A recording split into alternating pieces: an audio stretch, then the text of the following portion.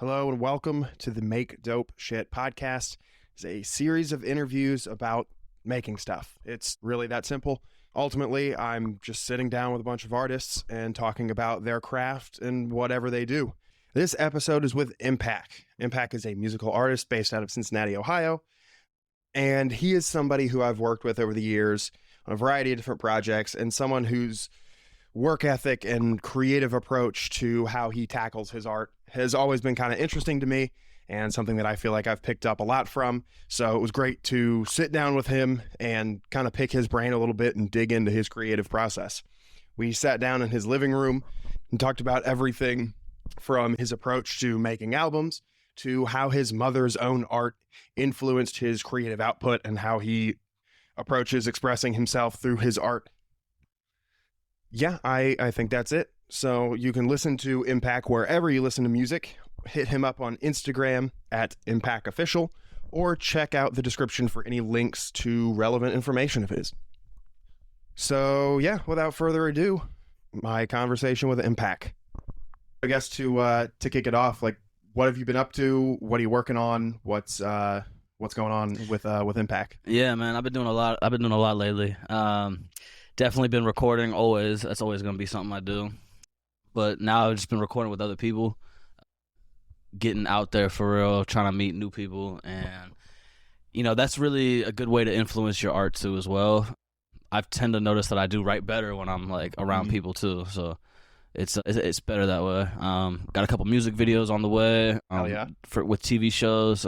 Shout out TV shows. And then I got an album on the way too, so I just gotta finalize that, get that going, and keep moving. Yeah. Yep. So I want to kind of get into some of here. Hold on, let me fuck with this real quick. Yeah. Make it less cat destructive. Yeah, I mean, it's one of the questions I had on my list was kind of about you collaborating with people. So we'll just jump right into that since you mentioned it. Like, what's your process been like? You know, collaborating with folks. I mean, I don't know how much we can say, but I know you've got like kind of a collab album on the way. Yeah. I'll let you say as much or announce as much or as little as you want there. But sure. Like, what has that process kind of been like, and what's your writing process look like when it's with somebody versus alone and on your own? Yeah, I'd say it's better when I'm with somebody because I don't have to write ahead of time. Like, I just kind of I'm able to like speed write it, you know what I mean? Mm-hmm. I don't freestyle it for real, but like I'll be able to just write it in literally like less than 10 minutes. Mm-hmm. So it's like in the moment. Exactly, yeah, it's in the moment. Anytime I do a collab for real, it's in the moment, unless I'm dealing with somebody that's I'm out of my range, you know what I mean? Yeah. But yeah, it's just in the moment. A lot of times we make the beat right away. It's even better because we got Jug making the beats and shit. Shout out Jug. Yeah, big shout out to Jug.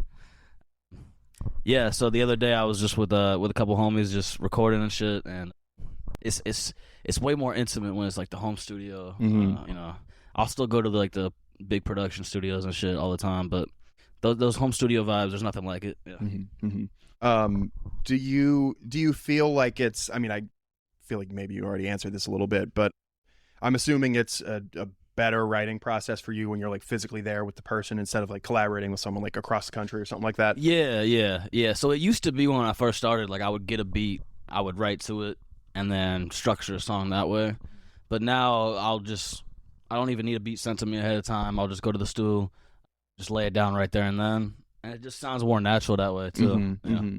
Then so like when you're in that moment, where are those ideas coming from that you're kind of capturing and like recording in the moment? Man, they come from everything. Like it come from everything. Like conversations that I'm having with the people that I'm with, you know, smoke sessions, even like the area, you know what I mean? Like we literally went to Nashville just to record at an Airbnb, but we met up with 2 Library. It was dope. Got a little feature from him. So it was productive that way, but like just even though those out of town trips just to record somewhere else, it just helps you tremendously with influence. Yeah. Yeah. What do you think it is about the new environment? Is it? I mean, yeah. I'll just leave the question there. What do you think it is about being in a new space that kind of opens you up to different ideas? Yeah, I mean, it's just exposure to different things, exposure to different people, and just getting out of your comfort zone in general. That's key to being able to continue your creativity. If you're just locked in one space your whole entire life doing the same thing, it's gonna sound the same. You know what I mean? Yep. So Do you feel like there's any sort of like benefit to some of that solo work, and like what role does that play in kind of some of your creative development? Oh yeah, solo work is definitely necessary. It's like being alone, you know what I mean? Like you gotta have your alone time. Mm-hmm. So I compare it to that. I gotta have my alone time in the studio. So I mean, there's certain times where I'm not gonna invite people to the studio just so I could just get in my own space and then it's kind of like a hard reset. You know what I mean? Like when your computer's not working, you do like a hard reset and then it's just better from there. Mm-hmm. Mm-hmm. Yep. Do you feel like do you find yourself kind of gravitating to, or well, here, let's do this. What's your writing process then? How does it differ when you're alone? When I'm alone, I would say I try my best to write everything ahead of time. That way it's more organized, especially if I'm paying for studio time. Mm-hmm. I want to utilize like let's every let's time. kind of take the paying for studio time out of the equation, right? Like let's say you're working on stuff alone. Like maybe you've got some beats that Jug sent you or something that you've been listening to, but you're like, in the home studio basically. Like what does it look like there when, unlimited time, unlimited kind of freedom in that realm? Yeah, I mean, I could spend as much time as I want on one track and not feel rushed. It's a lot more of an intimate moment because you're with the people that you want to be with in a safe environment too. So even if I'm alone, I still got an engineer with me. But when it comes to the track, I have that track all to myself. I'm able to structure it however I want to. Yeah. And then so when you're alone or when you're writing something ahead of time, how are you kind of capturing and structuring the ideas? Yeah, so if I write ahead of time, I'll just have it on my notes, either on my phone or I'll do pen and paper. Just depends how I feel. But I'm able to just really map everything out the way I want it and not have to worry about, when are they going to jump in? What part are they going to come in on? Or who's going to do the hook? Who's going to do the verse? Yada, yada. I'm able to just do exactly what I want to do on the track. It's cool too, since I have somebody that I make the music with. When he makes the beats, does the production, everything, I can request the beat how I want it too. So that's nice. It's usually longer. It usually takes me longer to write when I'm by myself. I'm not gonna lie. Interesting. Why do you think that is?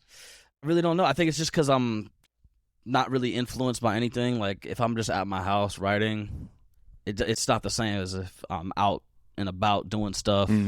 And then come back to the studio to write the song. It's a lot more natural and easier to flow. Is there anything that you'll do when you're alone, like if you get writer's block or something like that? Is there anything that you try to do to get ideas flowing?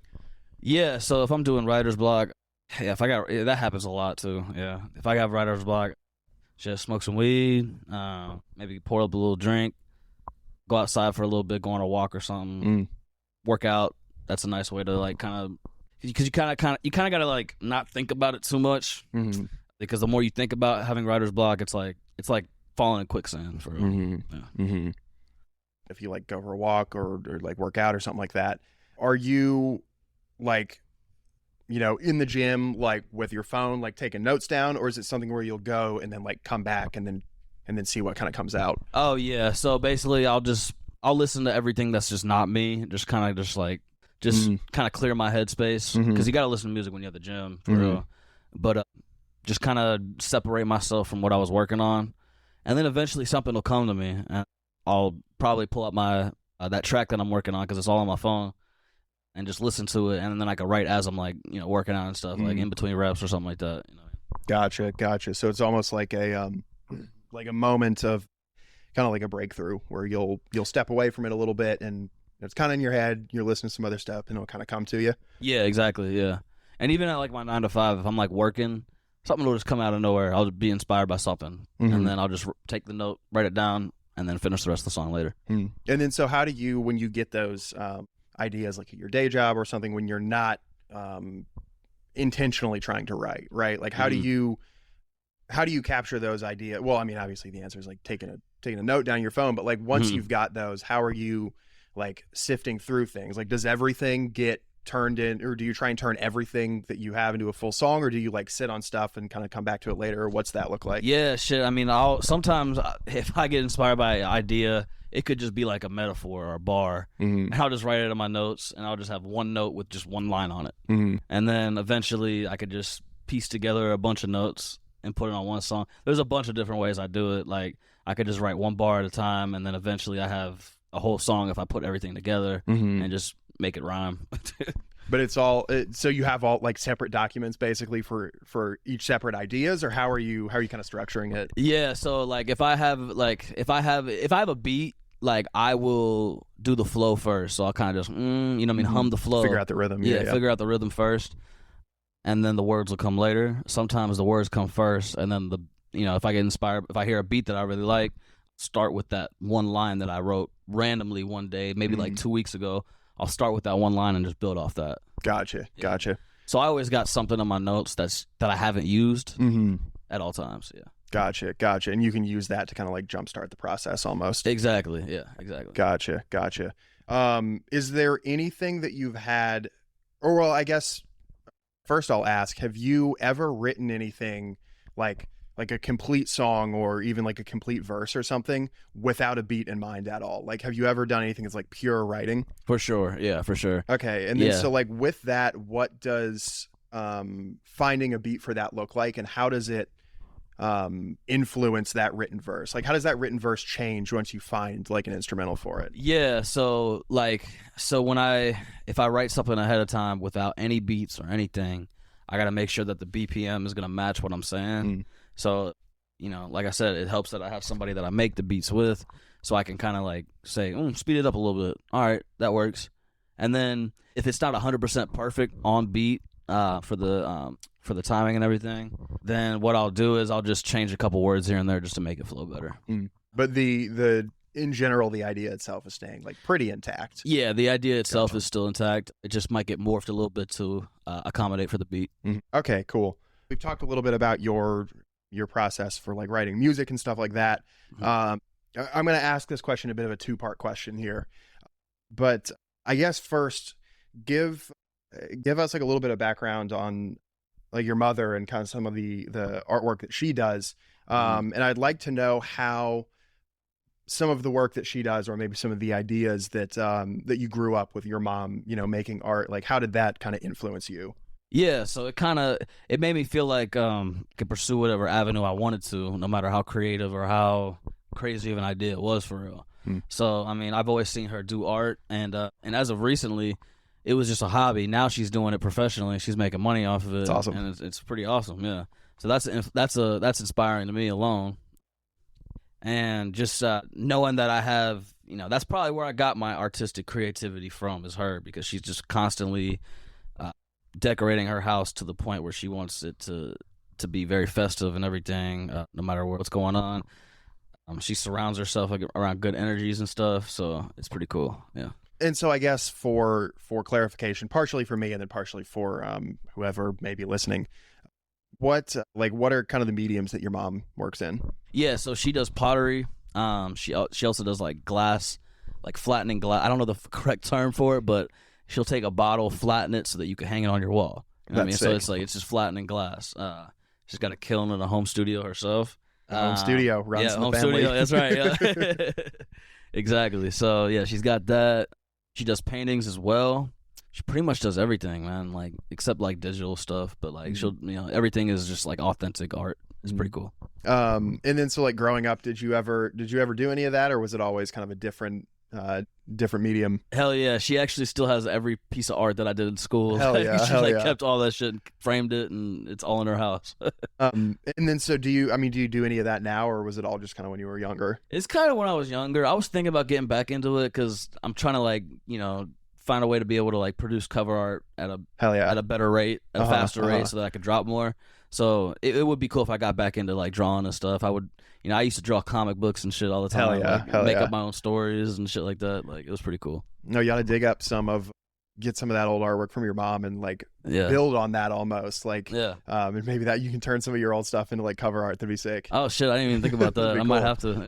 Okay, and then so you said it was just primarily like kind of hand drawing stuff? Yeah, I did hand drawings. I would do like pastel work and stuff, and like different collages and stuff. I didn't do too much pottery or anything like that. I didn't really get into that, but yeah, mostly like drawing. Like I like to draw like comic book characters like Spider-Man and shit. I used to draw him all the time. Hell yeah. And like even got into anime and stuff, drawing Dragon Ball characters and shit like that. So Yeah, it was honestly just whatever I wanted to draw. I would draw whatever style that was. That's cool. Was there did you ever take any classes in school on it, or was it all pretty like kind of self-taught? Nothing after high school. No, it wasn't anything like crazy. I was mainly just self-taught. Like obviously, when I was a kid, my mom would get me into art, so she would like have me draw stuff, and I would watch her draw. That's how I kind of learned how to do it. So I kind of got like the kind of a class from her. You know what I mean? Growing up, like learning how to like structure things and make shapes. Yeah. Oh yeah, and then I guess we'll kind of jump back to. We'll probably end up jumping around quite a bit. Like I said, That's fine, yeah. no real cohesive structure or anything there. Yeah. But like, tell me a little bit about the kind of the studio being anywhere mentality. Like what like advantages or creative differences do you feel like that kind of brings to the table versus, like you said, having to like prepare a bunch of written material to go record it? Yeah, I mean, it's just, in my opinion, it's just better. Like no matter what, like no matter how big I get, no matter how big studios I can go to, I'm always gonna want to have a home studio to go to. I'm always gonna have something that I could do like that. Yeah. Okay. And then so to get into some of like kind of your artistic style, right? I feel like I've noticed with some of your stuff, like each album kind of has a different, like it all feels very much like it's got your style, your blueprint on it, but I feel like there's kind of a different, like a step in a different direction, or maybe like a different thing that you're working on. So like, how do you approach putting together like a song or an album, either or, and determining like what side of you're wanting to kind of show in some of the music? Yeah. So it'll just start with, like, I'll know when I'm recording for one. It's like seasons. It's like football seasons. You know what I mean? Like, I know when I'm recording for this specific season, which is an album. I know that whatever I record during this period of time is going on this one project.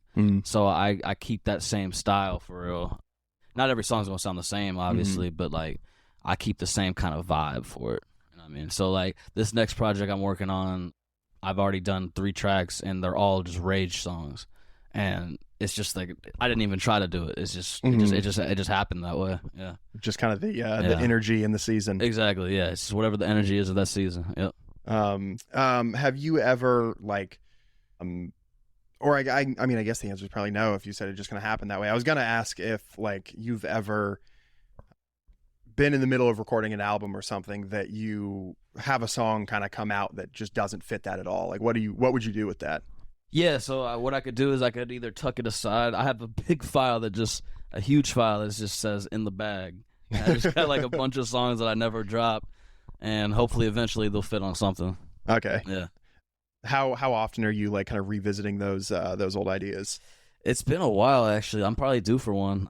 I'd say probably like every 6 months or so I'll check it out and be like, all right, my music sounds better now. I might not even drop this ever, but maybe I'll drop like a throwaway tape or something like that. You know what I mean? Yeah. Is there anything in particular that you're like looking or listening for when you're going through those files? First, the quality of sound. The quality of sound that from my quality of sound and each take that I do has gotten better over time for sure. But yeah, I'm looking for the quality because I don't want to drop something that's low quality, especially right now, just because I'm trying to get out of that underground vibe, you know what I mean? Yeah. And then how do you like chill. How do you think about your kind of style or brand? Is there anything, or are there any certain directions that you're trying to kind of go with, or like stay in the area of in terms of like energy, or like, I guess, how are you experimenting with your sound and like kind of shaping it from project to project or even track to track? Yeah, so I just try to perfect it for real. A lot of the times I'm just, I fuck around and then I end up coming up with something like that's actually good, and I'm thinking that it's shitty in my head, but when I come out of the studio and I see everybody bumping their heads, I'm like, all right, bet, all right, this is fun, let's keep going. So yeah, it just really depends for real. But what I'm looking for is just perfection with the flow, making sure there's nothing I messed up on. I can't stumble my words. Every take has to be perfect. Yeah, things like that. How, like, what do you feel like it's like what's the ratio look like of stuff that you go like, that wasn't all that good, and then you come out and everybody's like, yo, that was sick? Like how frequently does that happen? Does that happen? I'd probably say a third of the time I'm not feeling it at first, but then I start to feel it more, and then I listen to it more because I'm listening to my shit constantly. It's like I go back to football, like watching film, like you know, kind of listen to it like all the time, trying to pick out what you can improve on and shit like that. Are you noting down things that you're finding, like you're like, oh, I could have done this better? Like, are you like physically taking notes on any of that stuff, or is it all just kind of in your head? Yeah, so a lot of times I'll put it in my notes. I'll put the track in my notes sometimes, and then I'll just be like, change this, change that, minute 142, do this, yada yada. That way, you know, I can make sure I hit every single point that I was feeling. Okay. I feel like I had a follow-up question in there somewhere, and then it went away. It's yeah, no, I mean, I guess I'll just go on a bit of a rant here. It's interesting to hear the whole thing of like, oh, you know, you weren't hearing it at first, or you weren't feeling it at first, and kind of noticing that other people do, or I don't even think that sentence made a whole lot of sense. But I guess the idea around, you know, sometimes you'll just come up with something, it'll kind of come out of thin air, and like maybe you're not feeling it, and kind of seeing how that develops into a more kind of refined, like finished piece of work. I've noticed that that's not a super uncommon theme. I think that's an interesting idea, and I personally have been trying to just like make more shit that's just like off the wall, or like whatever the fuck. Like, I mean, that's kind of part of what this podcast is. It's like, I just wanted to like do something different, and get into some of that stuff, I guess. Is there anything that you've done that you have made to intentionally try and make something that you wouldn't like just something that you're like, let me see how far away from like traditional ideas you can go? Like, what is? Yeah, for sure. It's funny because shout out Joey.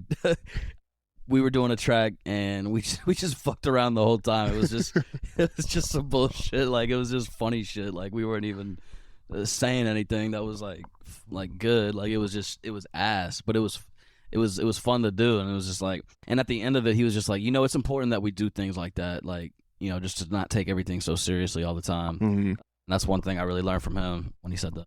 That's cool. That's cool. Is that one in the bag, or has that been dropped? That one's in the bag. It's in the recycle bin. No, I'm kidding. No, but Jug's definitely got some tracks that are like, I would say, bribe material, because it's just got a bunch of tracks where I'm just saying bullshit, and just because I need to take a step away from like taking it seriously. Yeah. So I want to get into like kind of some of your work ethic, and like because that's something that like, and particularly both with you and Jug, like when we went to LA, kind of the work rate that you guys were doing was something that stood out to me. And so how do you, that, and something that I believe you said this to me forever ago was, what was it? Sometimes rest is work. And I've remembered that, but how do you approach, you know, periods of like being really active and working on a lot of stuff, and then like kind of taking time away for yourself to like kind of recharge? Yeah. So I mean, I could just put you in like a week of my life for real. Like, I'll work this bullshit 9 to 5. Shout out to bullshit 9 to 5. Shout outs to bullshit 9 to 5. Sometimes we got to do it, but that's just fun and all my shit. So that's a necessary part that I got to do for now. Now, you know, I'll work 5 days a week. A lot of times I'll go to Jugs, record, or I'll meet up with somebody else and record. I'm probably doing that like 3 days a week. And then when it comes to just like networking and meeting other people, I'm doing that, you know, whenever I can. So like, for example, if I go record one day, if I record like a full week straight, I'm going to need a day or two to just be by myself and not talk to anybody and just kind of be in my own space, just chill at home. It's a good way to reset, because if I don't get that rest, I'll be irritable. Can you hear me? Yeah. Yeah, I mean, we can edit and okay, cut stuff. Cool. But where were we? Oh, is it something that you kind of intentionally plan ahead, or do you just kind of go like, oh, I need a break, I need to step away from a little bit? This is all very personal and selfish. This is all shit that I'm trying to figure out, so I'm just picking your brain on what the fuck I should be doing. Yeah, I'm not there yet. I'm trying to do better every day, for real. Definitely where I like, farther than where I was like a year ago, for sure. Like I'm able to like make my schedule work the way I needed to. Mm-hmm. But yeah, it just depends. Like if I'm really feeling like, damn, I've been doing way too much, I need to relax, I need to chill. Like I'm doing too much. Then I will just stop everything and take that time to myself, because self-care is most important. You got to secure your own bag first. But sometimes, yeah, if I'm planning my schedule out, I'll be like, all right, Monday through Friday, I got stuff going on every single day. Let me block off one day. That way I can just have one day to myself. That way I can reset and be 100% for the rest of the days. Yeah. And then what are you, when you're doing those days, is there anything that you're doing to, and then I'll let you know if I I got you. Yeah, so yeah, I'll let you know. Cool. But I need to put some tape around that. The funny aside is that when we recorded what will be episode 5 with Scarlet Street, shout out Scarlet Street, if you're listening, and we know that you are. I would assume that they're tuning in. They have this interface, but like if this is the 2i2, they've got like the 18i20 or something. Mm-hmm. And we were trying to run 5 mics. Because we're in a fucking practice space for a band. Like there's enough mics. We can get everybody a mic. And it boiled down, like we fucked with it for a while, and it boiled down to like a software issue or something like that. We couldn't do it. But we spent I watched Rob, their bassist, spend about 20 minutes with everybody being confused as to why it wasn't recording an input, for us to just discover that the fucking mic was turned off. Shit. Hey, that happens. Yep. But I'll have to put like tape over those or something. But so like when you're doing those days, like how do you keep yourself from like working on shit? Like from slipping into like, oh, I've got an idea. Like, yeah. Like do you let yourself like jot those down? Do you go like, I got a cold turkey, like can't touch any of this shit? Like what's that look like for you? Yeah. It never works out. I always get an idea and I always write something for sure. Yeah, it doesn't work out, but that's fine. I mean, it's not like writing is like hard work for me. Mm-hmm. Like it's something that I need to do. It's like writing in my diary for real. Like I need to do that shit. So I don't consider it work doing that. I don't consider it work, so it doesn't affect my off days. Gotcha. Yeah. So it's more of just kind of like, I can't be in the studio. I can't be, doing the more, bunch of networking or like all that kind of stuff. Yeah. It's mainly just like going outside and interacting with people. I do have a lot of anxiety, so like I like to be by myself every so often, for sure. Yeah. It's much needed. Yeah, no. I feel that. Okay, and then so like we're probably gonna take a little bit of another non sequitur here. We're going all over the place, but as far as like last time we kind of hung out here for a little bit, you had mentioned you were doing more like live shows, trying to get out and play a lot of stuff. How has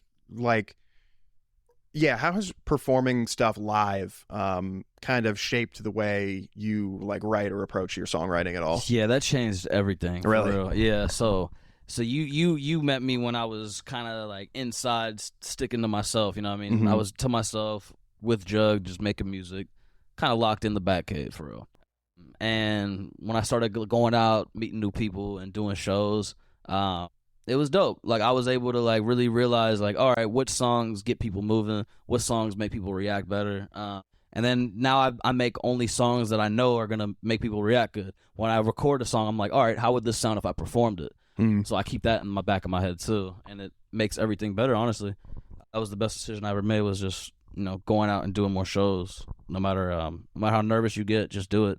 Cause yeah, fuck it. Mm-hmm. How has when you say like you're thinking about what it would be like to perform it live, what are like those things that you're thinking about or like looking for?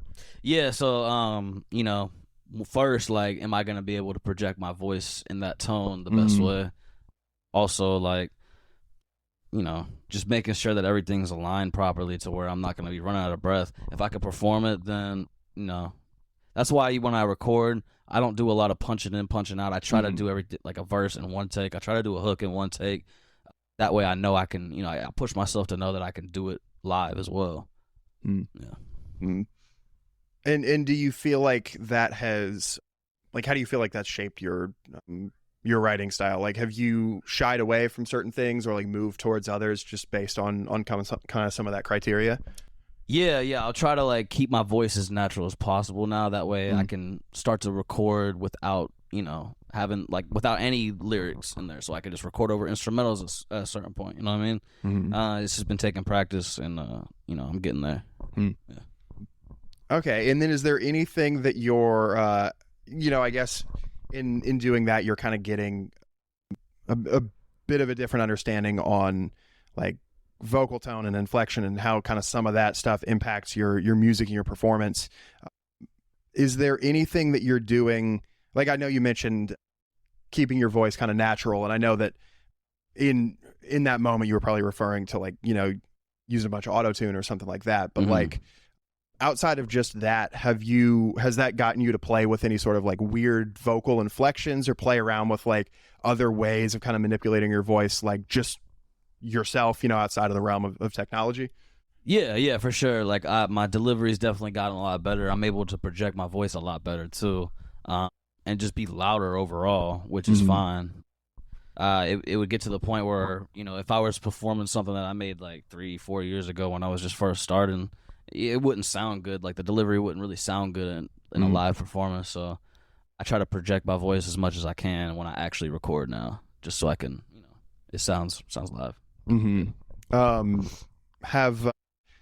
I guess it sounds like maybe you haven't performed some of that older stuff live, but like, have you ever thought about going and like reworking older songs or like retooling older stuff so that they would work better live? And like, what would that like look like? Like, what are the things maybe that you would be looking for to kind of fix there? To be honest with you, I don't like to go back and record stuff. I feel like when you record something, that's your moment to do it. Like, I feel like if you go back to it, the moment's past, you got to get back into a certain pocket that you were in when you first recorded it. I don't like to go back and record things. I like to go back and touch up stuff, but like, I don't like to go back and re-record verses or do anything like that. If I were to have to do that, it would just be like little bits for real, and then just perfecting it. But I say let that shit fly. You be in the moment when you make your music and let it fly. And then so I guess kind of on that line of thinking there, like when you're recording something or like when you're working on something, like how do you know when it feels done? How do you, because you've talked a couple of times about like trying to get things as good as they can be and like perfect, like whether it be like parts of your technique or certain things there, certain parts of your delivery. Like, how do you know when you've reached like kind of the maximum good that a track can be? Yeah, you just kind of know. Sometimes it's hard to tell. You can't get too picky. There's moderation with everything for real, because if you get too picky, you're just gonna make the song worse. Sometimes you just got to go with the first take that you did. And that was the best one because you were in that moment. So when it comes to that, I would say you just know. You just know when it's finished, and you can't do too much or too little. So you just got to get right there in that sweet spot. Yeah. And then so like if it ends up being the first track, right? Are you kind of like doing another take and listening to them both back, or what do you? Yeah, I'll try not to delete every take that I don't like. Just because, it might end up being better than what you're trying to do after that. That might have been the best take. You just weren't feeling it in that moment. So, yeah, I'll just mute the track, put it on a separate track, and then I could compare them later on. And then how long are you waiting to compare those? Is it like, right after a take, or are you kind of giving it some time to stew and like wait a couple of days? It'd be right after a take. I try to get a song done like at the session. Yeah, I don't really like to leave anything unfinished for real. It's done when you leave the booth. Yeah, it's done when I leave the booth, fully mixed and mastered, all that. Gotcha. Okay, yeah. I mean, we've run through. I feel like we've covered a ton of stuff. There we go, I mean, is there anything else you want to dig into, talk about, anything like that? Yeah, I mean, shit. I mean, I'm dropping Talk Too Cheap soon. A lot more on the way for real. So just give me a follow. It's Impak Official. IMPAK OFFICIAL. I was hoping I didn't spell that wrong. Yeah, I think I got it. I'll be sure to get all the plugs and stuff up front. Cool. And it'll be you already got that. Okay. Yeah. I'll do like pre-recorded intro and cool. have like on a YouTube video, all the socials and stuff. I want to talk real quick about Talk Too Cheap. Yeah. What you said, it's dropping soon. So like you're just kind of like finishing mixing and mastering, or what, where is it in the state of the process? Yeah, I mean, I just got to finalize a couple tracks right now. There's a couple things I want to go back and mix better. But yeah, it's pretty much done. I just have to get a cover art for it. I was playing around with a couple ideas just on my own, but hell yeah, I want to get something nice for it, for real. So I'm gonna make sure I get something more professionally done for it. So really, I just need a fucking cover art for it. That's all I need. I don't know why it's taking it. Sometimes I overthink the cover art, Yeah, sometimes it's overthought, but that's pretty much all I need for it.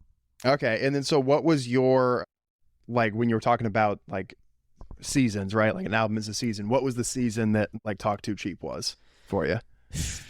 It was grind season for real. I mean, I was going on road trips here and there, barely, still broke as fuck going on road trips and shit, just trying to get my name out there. So it's all about grind season and the fact that my actions are going to speak louder than my words. Mm-hmm. Yeah. An anthem of being on the road, trying to get in front of as many people as possible. Were you playing a lot of live shows during this time? Yeah, a lot of them. Yeah. Gotcha. Yeah. So after we left Nashville, after we left to LA, me and you, I've taken a couple trips to Nashville, trips to Cleveland, things like that. And doing performances there too. Like out of state performances are pretty cool. Like I'm trying to get more involved with other people and having people hear me out, me hearing them out, chopping it up. You know what I mean? Yeah. And then was a lot of that recorded like on the road, or was it here in the home studio, or like what's kind of the kind of balance there? Shit, a lot of the tracks that like I perform now were recorded at a home studio. Whether that was out of town, because we would just bring it with us. We would have the studio in the car, and we would just drive it over there. So we're not wasting any time. Okay, sick. And then so just to close it out, I'll give this will be the final question. With the kind of mobile on the go studio, what's the weirdest place you've ever recorded a track? The weirdest place I've ever recorded a track. And what is the track? So that we can all then go listen to it. Shit, I'm about to think on this one. Give me 1 second. Shit. Weirdest place. So thumbing through, remember Through on a pack? Mm-hmm. It's a song called Through. Jug came over to my place, and I ain't having no desk or nothing for him to set up or nothing. So he literally just grabbed a bunch of fucking boxes, cardboard boxes, and made a desk out of cardboard boxes, set up his computer and everything, and then we just recorded just sitting on cardboard boxes and shit. When I first moved in, that was it. That's awesome. Yeah. That's awesome. Sick. Well, cool. That's it. Wow, good job. You made it to the end. Thank you for listening this far into this podcast. I'm sure that's good for my engagement metrics or whatever the algorithm overlords are interested in. Check out the description for any show notes, links to the information about the guest or myself and this podcast. And yeah, that's it. Am I done recording these intros and outros? I think I am. And yeah, that's it. I don't really know what else to say, so just gonna leave it here.